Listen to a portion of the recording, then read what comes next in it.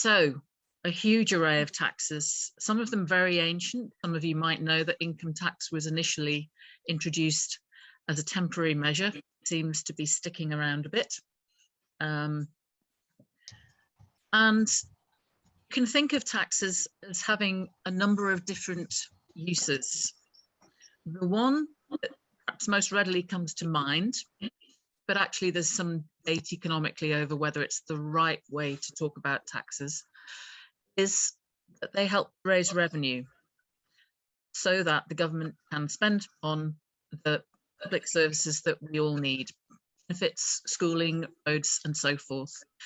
As I say, there is some economic debate about that because there are those who argue that governments create money and putting in taxes is simply a way to defray that money that they have created. I think we'll include it in our schedule. So raise revenue. They're also a really powerful tool, if used well, for redistributing wealth from those who have plenty to those who have much less. So they can help to even out the lumps and bumps of inequality in our society. And as many of you will be aware, because you're part of this forum, inequality can be as much, sometimes worse, a burden than plain old poverty. It can also be used to take the heat out of the economic system in inflationary times. So if you take more taxes from people, then they have less to spend on stuff, and that helps to keep the prices of stuff down. Governments also use interest rates for those purposes sometimes. In some ways, interest rates are a bit more of a blunt instrument, whereas you can target taxes at certain people. You can target a tax at the wealthy and protect the poorer from it, for example. And taxes are also a very useful tool for democracy. So when people pay their taxes, they are very interested in what the government is doing with them. And so they tend to be more engaged politically with what's going on. That's not to say that we always approve of how our governments are carrying out that distribution, managing that revenue raising and so forth. Often we're not pleased with them. It's the system that we've got, and it manifests in a couple of ways that can affect all of us.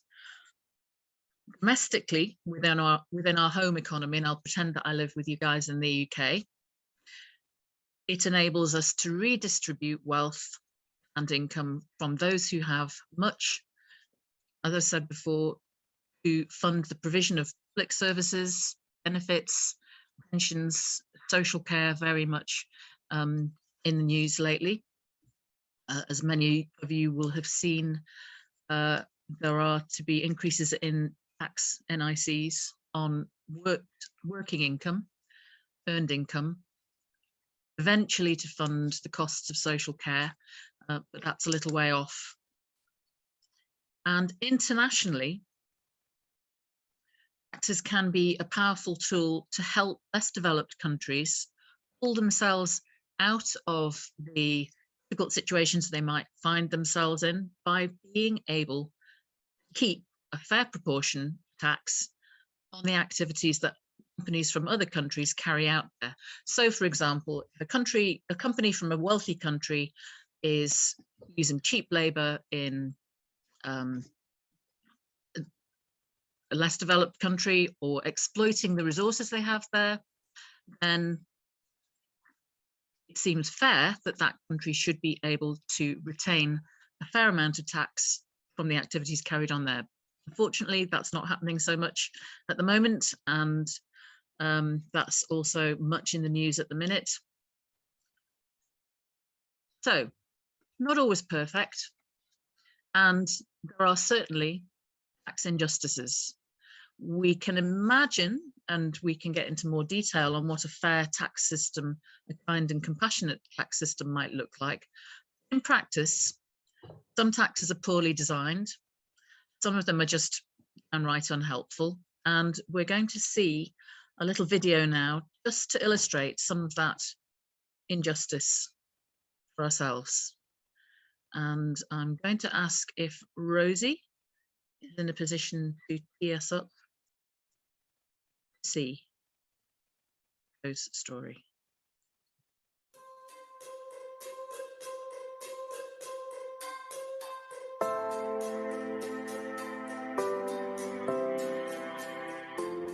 But staff are really burnt out because it's just been so difficult.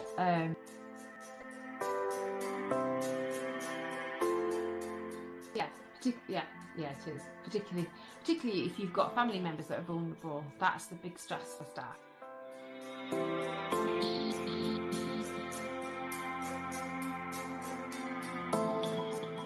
I would say in terms of nurses' pay, it feels like we're just getting left behind.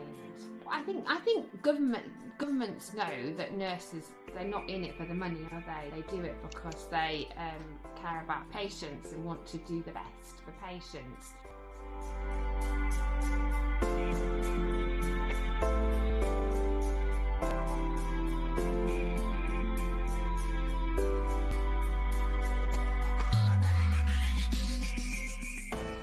Well, it just doesn't seem fair, does it?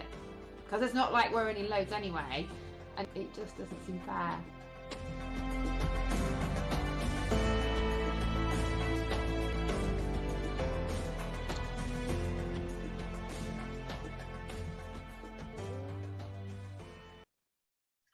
Rosie, thank you very much. Yeah, just doesn't seem fair, does it? And we saw there a perfect example of net effect that less well off generally pay a much higher proportion in taxes, a much higher proportion of their income in taxes than do the rich. And that is across the board, from council taxes, income taxes. And at the moment, it's getting worse, not better. Rosie, are you able to share?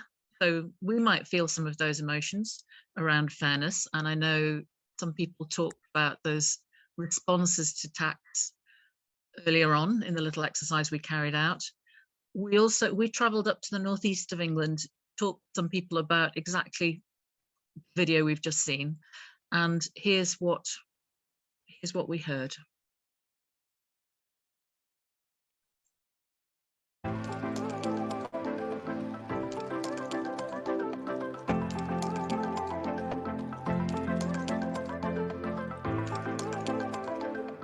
That's really wrong, really wrong. I come from a family of nurses and I know they work long, hard hours to keep everyone going. And especially at the moment, it feels worse. God, nah, it's absolutely shocking. Not fair. Not a fair world we live in. Well, that makes me feel angry, actually, and rightly so, because it's absolutely quite wrong. Everybody could see that, surely. That's shocking. Absolutely shocking, that. I'm not surprised. The way this country is going, it must be true.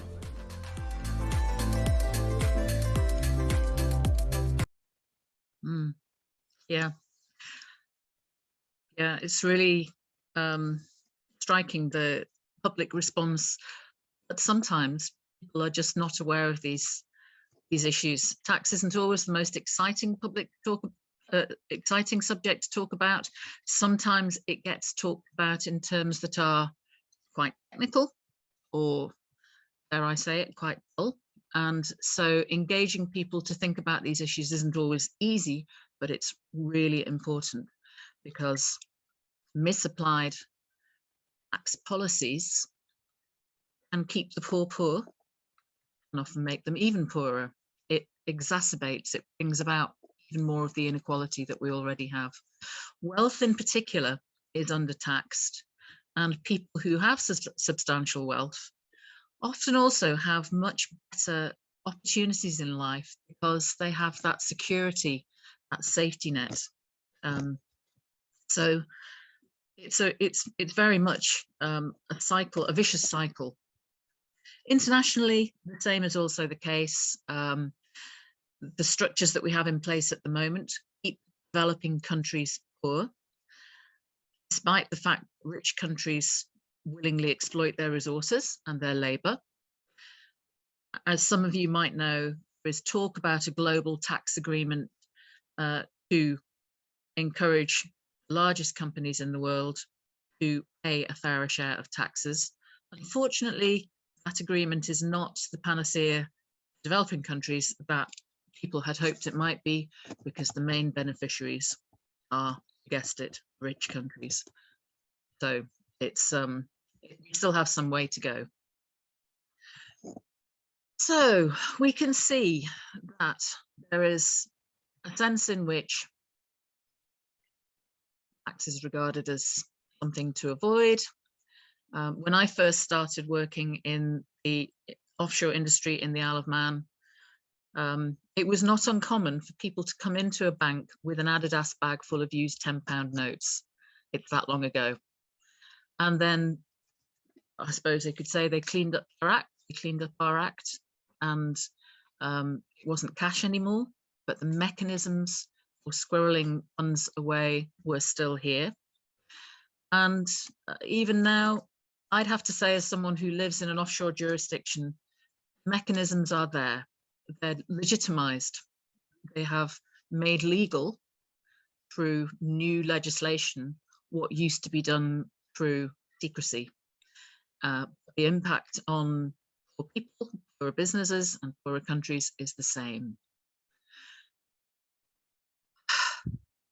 Is tax such a bad thing, though? For one thing, I'd have to say, if you're lucky enough to be paying a lot of tax, you're very lucky, because you're probably in a pretty good position. And as Christians, we can also argue that tax can be seen as one of the many ways in which all of us can share the abundance that God has given to us and our love for our neighbours. And I'm going to pass on Sue in a moment to help us think a little bit more about this.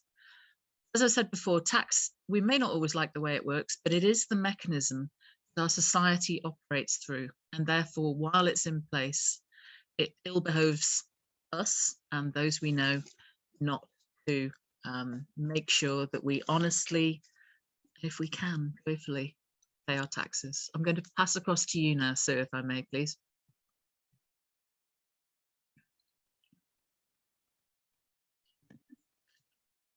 Hello. Okay, I'm going to confess myself to be a technological idiot here, and certainly a technological Luddite. And I do have Rosie's excellent help to show you some slides, but just to introduce what I'm going to take you through this evening, because it is a process, really, a process of following on from what we've heard and had explained to us already, which has shown us how taxes can work, but have also noted how we need to be attentive to how they actually do work. And we may feel a gut reaction, as that Vox Pop showed us from Durham, of that's simply not fair, that's simply appalling, I can't believe it. Or on the other hand, I can believe it, because this is how our society is framed at the moment. But we're sitting here tonight as people of faith. And as Christians, our response to what we see, to what we've heard in the details of what tax is and how it works, and also to what we've shared in that story, is an invitation to do something else. It's an invitation to reflect on that which we've seen in the light of our faith, and then to move to judgment about what it is then that we must do, not what we might do, but what we must do, because actually our faith impels us to take a stance here for the poor and the least fortunate in our society. And so what I'm going to do now in a very short period of time is to illustrate how we might go about thinking like that as people of faith. So Rosie, if I could just ask you to put up my first screen. And I've invited Paul to read out for us some text that's going to appear on your screen. Rosie, if you can move through that's it. Thank you very much. There are 3 pieces from scripture here, and you can read them. They will all go on the screen and you'll be able to read them, but somehow to hear them read in a voice while we're looking at the text also helps it enter us. It helps us focus our minds on what it's saying to us so that we can respond. So Paul, thank you. I'd love to hear your voice read this for us. Thank you. But the Levites shall perform the service of the tent of meeting, and they shall bear responsibility for their offences. It shall be a perpetual statute throughout your generations. But among the Israelites they shall have no allotment, because I have given to the Levites as their portion the tithe of the Israelites, which they set apart as an offering to the Lord. Thanks, Paul. Rosie, thanks a lot. Next one. Be sure to set aside 1/10 of all that your fields produce each year. Eat the tithe of your grain, new wine, and olive oil, and the firstborn of your herds and flocks in the presence of the Lord your God at the place he will choose as a dwelling for his name, so that you may learn to revere the Lord your God always.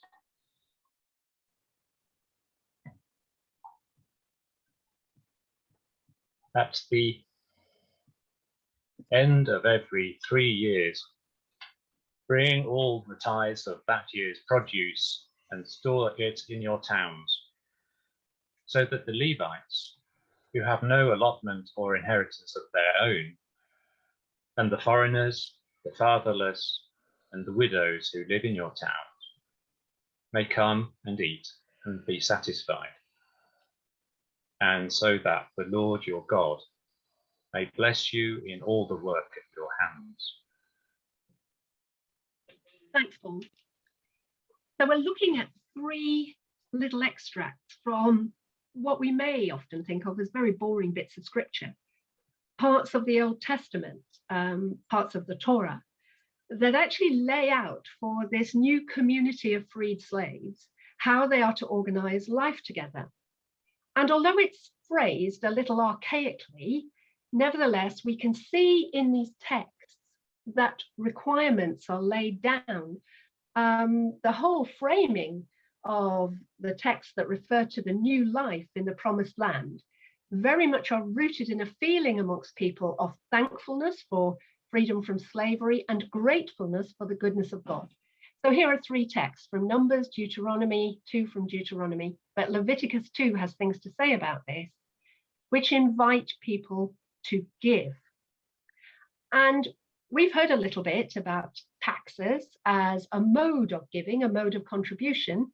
I've entitled this slide Tithes and Taxes because I think the tithes that we're speaking about here have a lot in common with the taxes we speak of in our community today. And I'm just wondering, as you look at this text and you've heard it read, what kind of thing has come immediately to your mind that might relate the text to the way we live today? Anybody want to contribute a comment, a thought, a phrase that has struck them to our conversation tonight? I wonder if the texts were written by those who could write, like the Levites, and it was their way of ensuring that they didn't have to do any work and everybody kept them in their cozy jobs. Oh wow! Thank you for kicking us off. I think that obviously is identifying the interest, as you said, in who might frame these regulations. But I also have to stress that they are getting a contribution, but other things are asked for too. I can't see you. I can only see my screen at the moment, so it's difficult for me to know who wants to talk. So I'm going to be dependent on Kat or Rosie to invite anyone who's got their hand up to come in for the conversation, or for you just to talk. Oh, Colin. What strikes me is that this is quite a self-contained society, and actually this taxation or tithing is quite self-serving. So in other words, it supports the religious class of people, as we've just hearing, so that they maintain the religious practices and rituals, they maintain the people in right standing before God, and perform the necessary sacrifices and so on to do that, and to, as it were, lay down the law perhaps to some extent, or to provide elements of judgment. for people. And the only verses at the end, is verse 29 in Deuteronomy 14, is actually for non-Jews, non-residents, the aliens who happen to be living with you, and the very poor in the society, the fatherless and the widows, that they get something out of it. But a lot of it is about maintaining this theocratic system, really, rather than being especially charitable in the way that we might think that our taxes pay for, say, social services or something like that.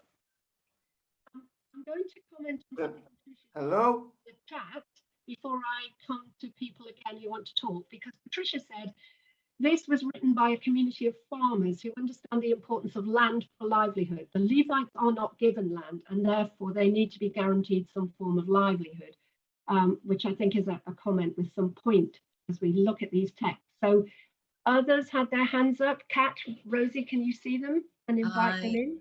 Can't see another hand up, but hello? Is that you, Davy? Yes. From just outside of Sunderland? Yes. I would just like to say that I don't think tithes or paying a tenth of your income is a good way of paying taxes, because let's look at it. A tenth of £10, if a person paid a tenth of £10, then that person is paying more than someone who is paying a tenth of £100. So in that sense, it's not fair tax. You're actually critiquing what seems to be quite a small contribution. Shall we remind ourselves here that there are actually 3 different contributions from these texts? This is not the same contribution. These are 3 different contributions. So I just would let us think on that for a moment. But I see that some other people have raised their hands. I'm getting notifications about it, even though I can't see you. Paul Reagan. Paul. Yeah, my reflection on these 3 passages of scripture is that this looks like a 10% tax on land value. Land value tax is beginning to be talked about now, because you can't hide your land offshore. And this is a way of actually taxing the value of what is produced by those who have land. The Levites didn't have any, so they didn't have to pay anything, but everybody else did. Thank you, Paul, for taking these texts and bringing them right into conversation with something that's current in our society today. Paul Bodenham has put something in the chat about proportionality. Paul, do you want to say another word about that? Well, I suppose there was 2 things I saw. That one was that the tax take, what the degree to which the state benefits and the common good benefits is related to the productivity of the environment. So if we damage the environment, we damage ourselves and our common good. But the other thing was just the last sentence of the last quote, which highlights that God blesses the society that looks after people who are its outsiders, the foreigners, the fatherless, and the widows. So there's okay, the reward might be in heaven, but there is a reward. Thank you. Somebody else? Patricia, do you want to add to your comment in the chat? Just to say really that I think that what's interesting about this is it requires those who have land to tithe in order to support those who don't have land. And that's really important because it recognizes that there is a responsibility upon those that do have goods and wealth and so forth, to tithe their wealth and their goods for the benefit of those who don't have these things. And this need not be a charitable enterprise, because the reason the Levites do not have land is because they are set aside to do a certain job for the community. And so I think we could probably reflect on our society. We're not an agricultural community at the moment, but less than 2% of people actually produce our food. But there are many, many people who work in our communities to do things for us. And without their work, we wouldn't have the society we have. And so in a sense, this tithe here going to the Levites enables them to serve. and other tithes are used for other things. The third one here is used in the support of those who may have no land because they've lost it through debt, or they have lost it through disaster, or they have lost it through being female and having no man to help them because of social status. Anybody else who wants to come in just at this moment? 3 participants, it says, have raised their hands. And again, I'm going to rely on my helpers to draw you in if they can see who you are. Yeah, if you're someone who raised your hand earlier and just hasn't put it down yet, you can probably, actually, I might be able to do that for you. There we go. Yeah, Colin. Colin came in, Linda has spoken, Davey's spoken. So, okay, what I'm going to... Sorry, could I just add a further comment? On the basis of what you said just now, then we could justify taxing the nation to provide an income for mothers who stay at home to bring up their children or to look after their parents, or people who provide care at home for whom there is no salary, and they would have, because they would have no other jobs providing them with a monthly salary, we could tax the nation to provide or maybe we should tax the nation to provide some kind of income for those who provide so much work unrewarded.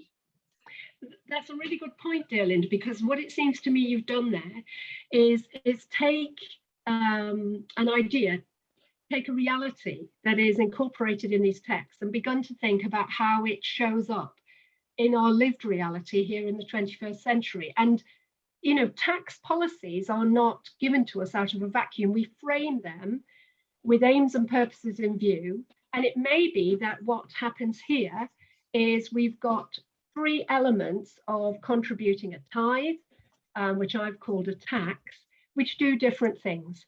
And I quite like the Trinitarian aspect of these, actually, to be honest, because I think that first one about money for the Levites, support for the Levites, can almost be seen as the taxes we contribute, bearing in mind, Kat, what you said about taxes actually generating resources to spend, for governments to spend, and that's a debatable point.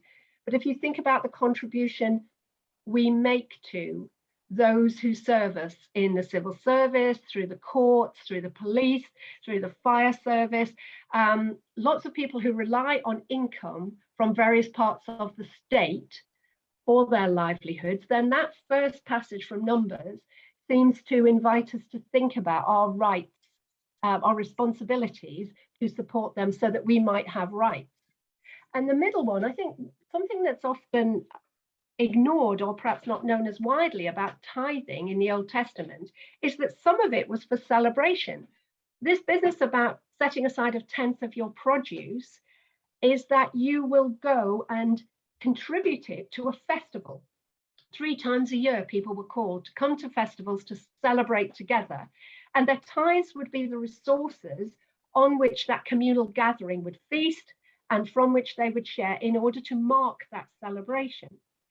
So we may think also of the role that taxes play in bringing us arts and culture and leisure, and actually sometimes putting on festivals for us to reinforce our sense of community and to draw us into an appreciation of something bigger than just ourselves and our own individual lives. And then thirdly, at the end of every 3 years, and I think we need to note that this is a triennial thing, not an annual thing, unlike the other 2, then the tithe that's given goes to the town and is stored in the town and is then distributed to people in need. And if you were to add this up in terms of a tax take, and I'm conscious, Davey, of what you said about 10% is not enough, it comes to around 23%. But also somebody mentioned proportionality, and we saw in the little film that actually taking the same amount from everybody means that those who already have greater wealth or receive greater income often can find ways to pay the minimum. And therefore the tax take is often bigger for those who are poorer. than it should be if we all decided we would all pay the same. So there are many questions that texts like this can raise for us, even though they were written centuries ago, millennia ago, probably, and they seem to refer to an ancient way of life and ancient customs. So it's not that we're looking for a blueprint when we go to scripture like this for resources to help our thinking as a Christian community. We're looking for things that trigger resonances with the way we live now and the challenges we face now. Another point I would make is that these tithes weren't voluntary. People aren't coming around with a collecting tin. I used to work for Christian Aid. We did a major house-to-house collection once a year, and we relied on people's generosity. This is not that. This is a contribution you make as part of your responsibility to the new community. And in fact, some very stringent things were said about those who refuse to pay. So Rosie, do you think we could have the next screen? And in fact, the one after that, because that's just reinforcing, but here we go. And Patricia Stote, you volunteered to read this through for us today. So again, Patricia, could you just do one extract at a time? Yeah. For I, the Lord, do not change. Therefore you, O children of Jacob, are not consumed. From the days of your fathers, you have turned aside from my statutes and have not kept them. Return to me, and I will return to you, says the Lord of hosts. But you say, how shall we return? Will man rob God? Yet you are robbing me.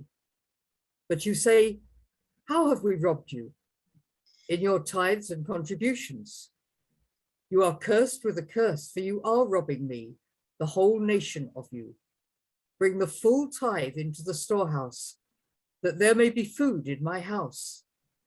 And thereby put me to the test, says the Lord of hosts, if I will not open the windows of heaven for you and pour down for you a blessing until there is no more need.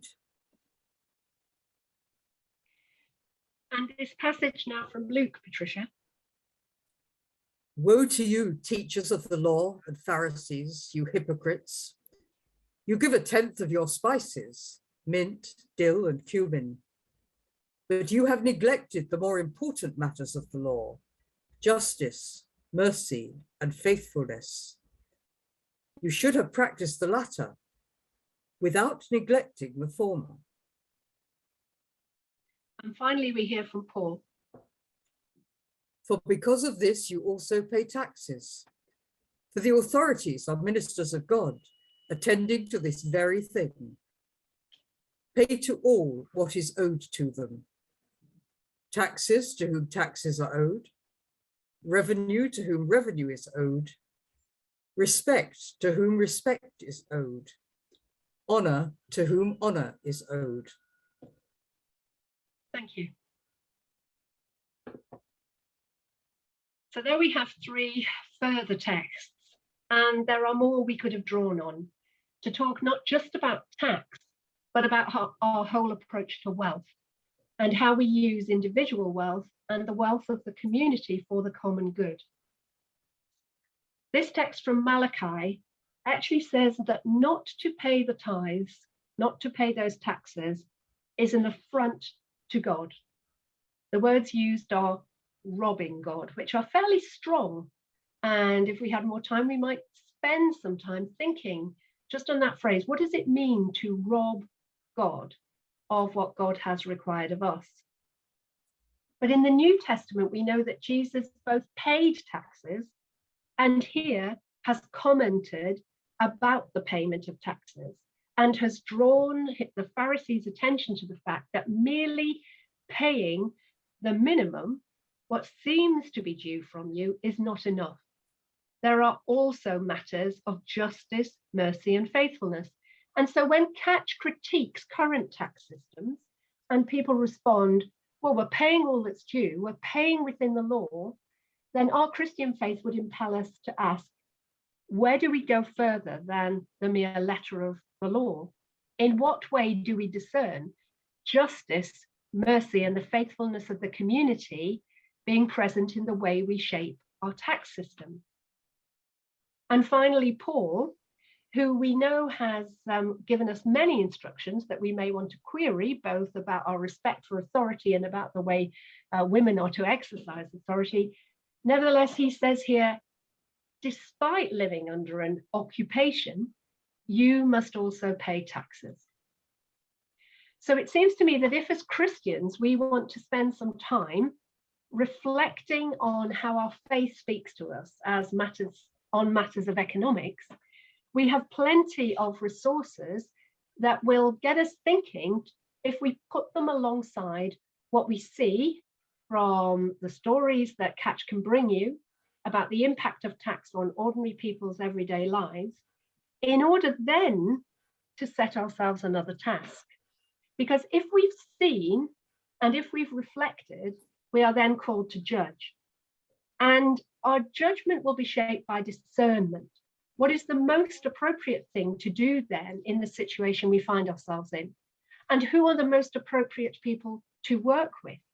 And we find ourselves as Christians, both individually, people of faith, and located into community.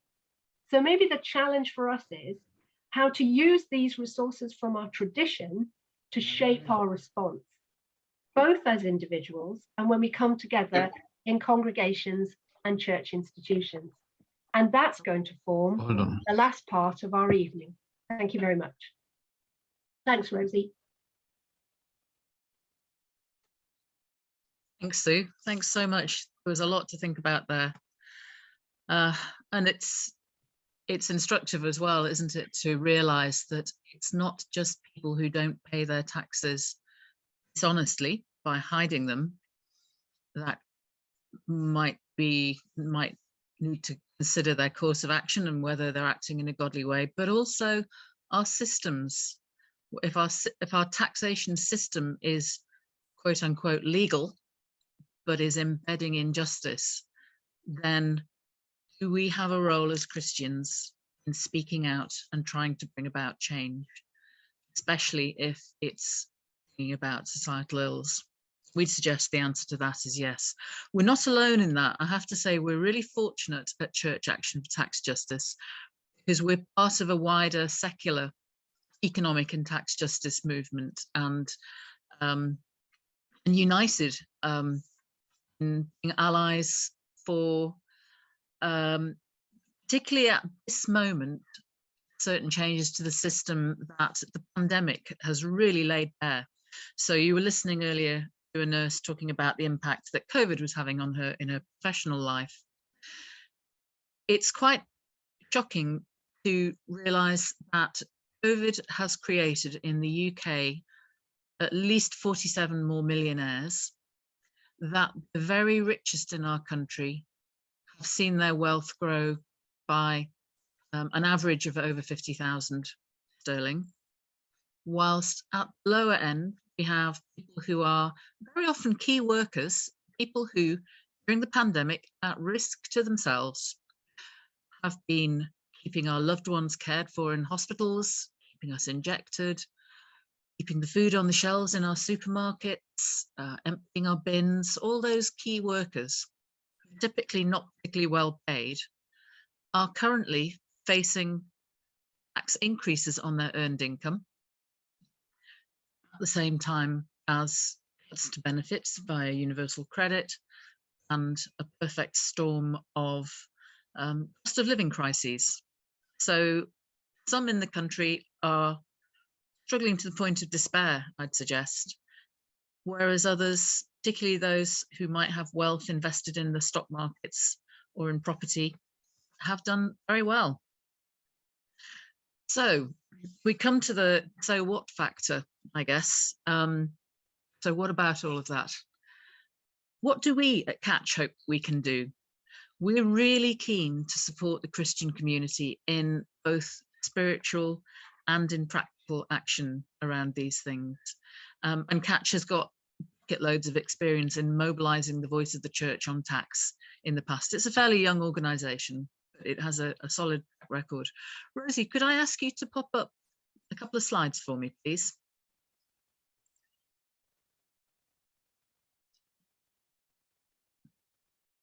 Thank you so much.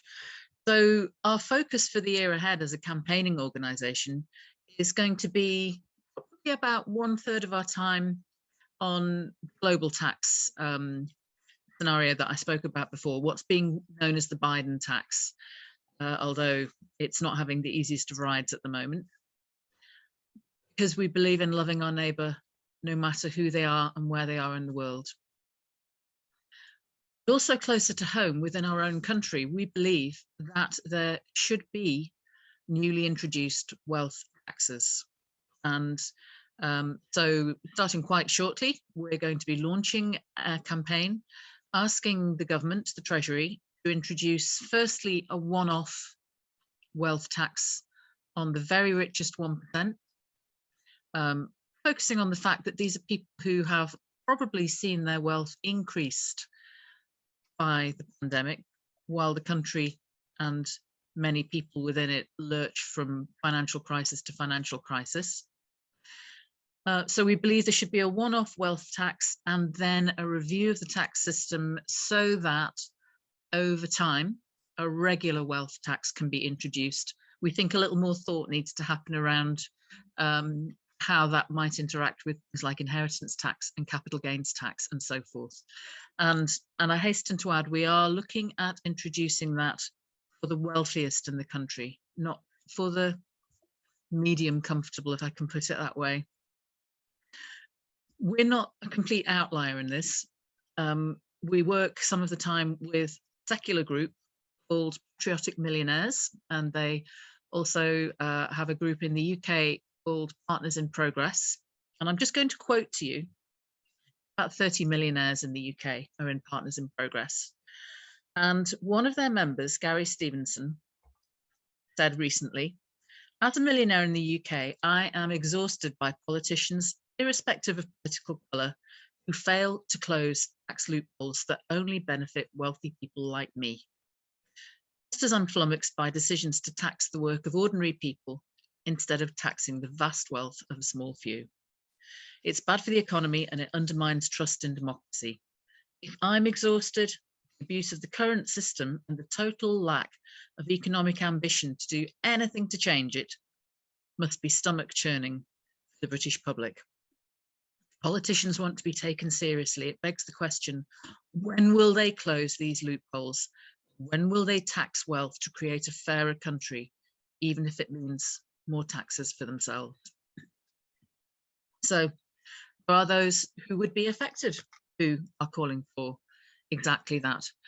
Ways in which we can support Christians and church communities are several. And I want to impress on you, if I may, that tax justice matters at lots of levels in a church's life. So we can incorporate thinking about tax justice in our preaching, in prayer, in our personal engagement. How do we personally think about taxes? Can we challenge some of those attitudes that we talked about earlier on together? Living a full realization of a Christian way of life. Day-to-day practical life of the church. So who does a church buy its supplies from? Is it a company that has the fair tax mark? Sometimes just by asking an organization, and do you know about fair taxes, is action. It doesn't mean that you have to limit yourselves to the companies that do it as your suppliers. There aren't that many yet. It's a step in the right direction and it's raising awareness. If a church has investments, then it can look at whether those are in companies that are behaving responsibly, and so can we. And we can ask our pension providers, if we're lucky enough to have pensions, the very same questions. And I'd also remind all of us, the church and Christians have a voice. We have a voice, we've used it in the past to bring about change, and so we can again. I have the next slide, please, Rosie. I feel like Chris Whitty here, I'm quite enjoying it. So how can we help you? We can help you with worship resources. We have a repository, and we're adding to it fairly shortly, of materials, prayers, voices of hymns, material that might be the inspiration for a sermon that you can build into services either at Tax Justice Sunday, which is in June annually, or at some other point in the year. I see Phil Crane's among our number this evening. Phil's here on the Isle of Man with me. He runs a local campaigning organisation called Tax Watch Isle of Man. He and I had the entertaining pleasure of running a tax justice service here on the island, and I may say it's quite uncomfortable when that's the way most of the Isle of Man makes its living, but it can be done. We have study group materials. We can provide speakers at events, either at a service or at specially organised events. We have a newsletter, which I put out about once a fortnight. Please sign up. It's really great to engage with people and get feedback. And we will be having later in the year occasional online Bible group to consider the biblical principles we base our thinking on. Next slide, please, Rosie. And now, what can you do? What can you do? There is lots that you can do. You can encourage one another. We can encourage one another.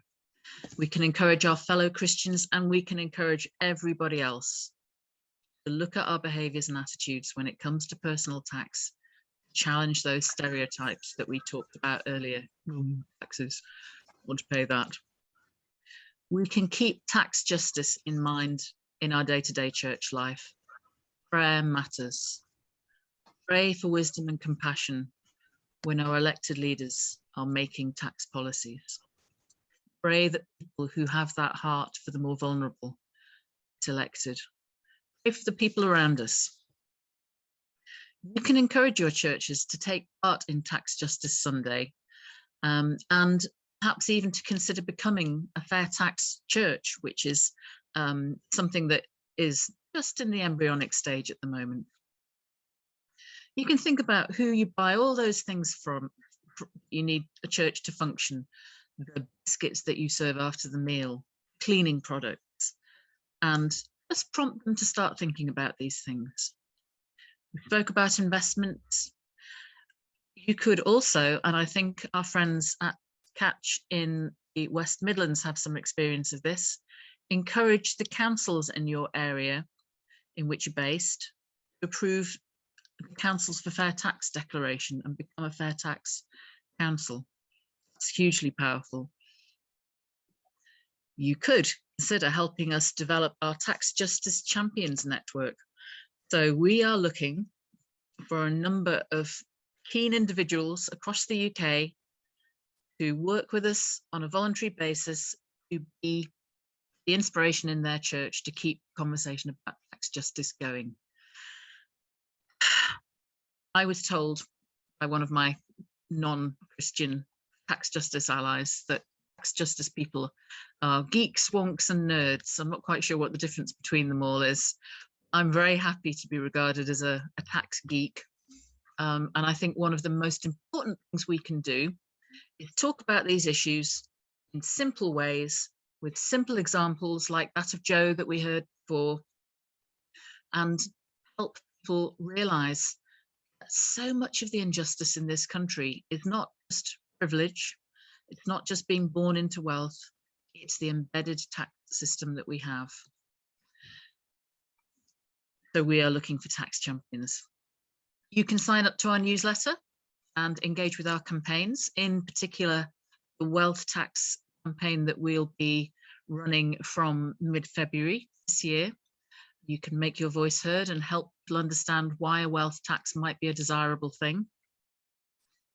And last but not least, it's really hard to raise the money, keep doing deeply unsexy things like campaigning for tax justice. But we're determined to keep going. And if you or your organisation or your congregation can donate even a little bit, it keeps us going. It keeps us going financially, and it also makes us feel loved and valued, both of which are really important. You have all been incredibly patient and listened to nearly an hour and a half on tax on a Monday night. Is it Monday or is it Tuesday? It's been a long talk, and I have to commend you for that. Thank you. And you've really engaged well, and that gives me so much heart and inspiration. I really want to thank you. We do have 10 minutes or so. So can I ask if anybody has any questions? And oh, I should mention that Rosie's kindly put up that last slide, which tells you where to find us, what my email is, and that you can find us on social media, when Tax Justice Sunday is, and if you'd like our support and help in gearing up for a session on that, then please let us know. We would love to be of assistance to you. So I'll put these links in the chat so I can stop sharing, and then people Brilliant. can. And what we'll do also, folks, is circulate this recording and a chat downloaded to save you trying frantically to save all the links. Thanks so much, Rosie. Does anybody have any questions they'd like to put to us while we have a few minutes left? Dot has her hand up. Oh, hi Dot. You're on mute at the moment. Can't hear you. Unmute. Oh, sorry, I've lost it. Hold on. You've done it. I can hear you. Can you hear me, Kat? Yes. Good. Yeah. I can't see you, and I'm new to it. Kat, we're Ombersley Road Methodist Church, Worcester. Can you hear me? Yes, I can hear you. Good. And I just want to say that we are actively involved in this tax justice. We are long-standing members of Jubilee Debt Campaign and Christian Aid. And so we deal mainly with on a political level with our local MPs, and anything going around, we're there with a bit of paper to get signatures. And we also are campaigners. The big London one, the one on tax some time ago. So yes, we will be fully supporting this. That is terrific. Can you still hear me? Yeah. Because I can't see you. I've got loads of stuff up on the screen. This recent Sunday just gone, we had our annual service, which is from Jubilee Debt Campaign, Stand Up and Be Counted, where we make our solemn promise for doing the things that you're saying as a Christians, and the things that without me repeating everything, and it's treated very seriously. And so yes, we're there behind you. We're there with it. That's so heartening to hear. Thank you. Yeah. I have to say, for so many people, tax, in fact, money generally, is a source of anxiety, worry, insecurity. Yeah. But actually, with Catch and with Money Makes Change, we hope that people will see the way they spend the money, the way they think about tax as a powerful way of giving out God's message to us and showing God's love. Can you take Davy, Kat, next? Davy's got his hand up too. Perfect. Hello. As a member of the Church of England, how do the church commissioners fare when it comes to ethical investments? Oh, that's a really good question. And I have to, for a change, blow the Isle of Man's trumpet, because I believe that it was the Anglican Diocese in the Isle of Man, which was the first to commit to ethical investment quite recently in terms of tax justice. I'd probably just need to go and look that up. I know we were first passed on at least one aspect of just investment, fair investment recently. In many cases, there's a long way to go. So there are certainly large swathes of the Church of England and of many other churches that don't believe, for example, that they should be divesting from fossil fuels. And their argument there is that while they have shares, they have votes. And while they have votes, they have an avenue to try and influence the board of directors. And so they hang on to them for those reasons. It's a source of lots of debate in the ethical investment community. There is also quite a big debate about whether churches who very often have funds invested should pay taxes. I have a number of very militant critics, non-Christian critics, about the church's campaign on tax to say, well, what about your institutions? And of course, to some extent, it's bound up in our charitable status too. And therefore, although there is a lot of money swishing about in some institutions, most churches, in my experience, don't have a lot of money, and therefore, even if they had to pay tax, would escape, because they don't really deal in the sort of sums that you could levy tax on. But institutions are often swooshing with money, and if we are going to have a debate about tax, maybe we should be ready as a church-based tax organisation to take that critique on board and find a creative way, or at least having dialogue about what this would mean for charitable status. The thing, of course, is it wouldn't just affect churches, but it would affect all sorts of other things that at the moment claim charitable status, like public schools. And therefore, we might find that there's a sort of reluctance to have that conversation that is not solely rooted with us, but I think we ought to be aware that there's a bit of a dilemma here. Paul Bodenham's got his hand up. Yeah, I am just really conscious that there's this sort of tsunami of impoverishment heading our way with the stratospheric increase in gas prices, but there's many reasons why that's happening in terms of poor stewardship of the environment, but that's where we are. We've been reliant on fossil fuels, now coming back to bite us. The poorest are going to suffer the most in this country, as well as abroad, and we are going to need some kind. I think everybody across the churches, ecumenically, are going to need to hold the government to account, particularly over the next 12 months. I think there's going to, the current government seems to have no interest in being held to account for its strategy for dealing with the cost of living crisis. And this isn't a political point. There are strands of conservatism that would be very are very exercised by what's happening. So I think there is really an important role for churches and for organisations like that and others working in the economic justice field to develop some clear and inescapable demands, really, of government, that not only sort of hold government to task, but actually tell a narrative to people in our churches about what the gospel looks like in this really quite unprecedented situation. And we need to be ready for it to happen. This is about meeting the needs of people whose stories are very rarely heard. They don't have the access to the airwaves like the rich, like celebrities do.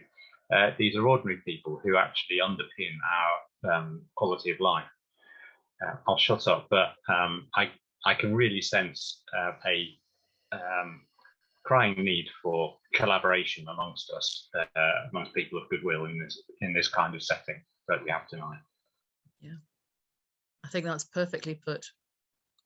Yeah, and sometimes we accept a situation because it's been normalized, because that's the way it's always been, because that's what we're used to. But really, I think you're so right. We need to alert ourselves to the real narrative. What's going on here? Why are things getting worse for so many people and better for a few? And what can we as Christians do to effectively put that call to action? We will be hoping to do exactly that, both through grassroots action in the churches across the country, in worship groups, in house groups, and at political level. So we'll be working with allies to lobby and to seek the support of faith leaders in the Lords and so on and so forth. And we would really value your support. I think we have almost no minutes left, 3 minutes left. So probably a chance for one more question. I can't see one. No, that being the case, then I think it falls to me to give a big thanks to Paul and all of his colleagues, you, for hosting this and coming along and participating so wholeheartedly. It really is, it really gives us heart in what can feel like quite a lonely endeavour sometimes. So thank you for investing so much time in us. Thank you to Rosie for making everything come together miraculously in terms of the tech. Thank you to Sue for helping us with the theological insights around how we think about how we want to live. How do we bring about the kingdom of God here on earth for the poor among us now? And I think I maybe just saw a hand again then. Did I dream that? I can't see anyone. Yes. Whose hand is that? Just applause. Oh, applause. I'll take any amount of that. Silent applause. Thank you. That being the case, if there are no other comments, I really just want to thank you for being here. If you would like to know more, we hope to do more of this sort of talk, perhaps getting more into the what I call the crunchy center of issue. And if you'd like some resources, please do get in touch with us. Meanwhile, grace and peace to all.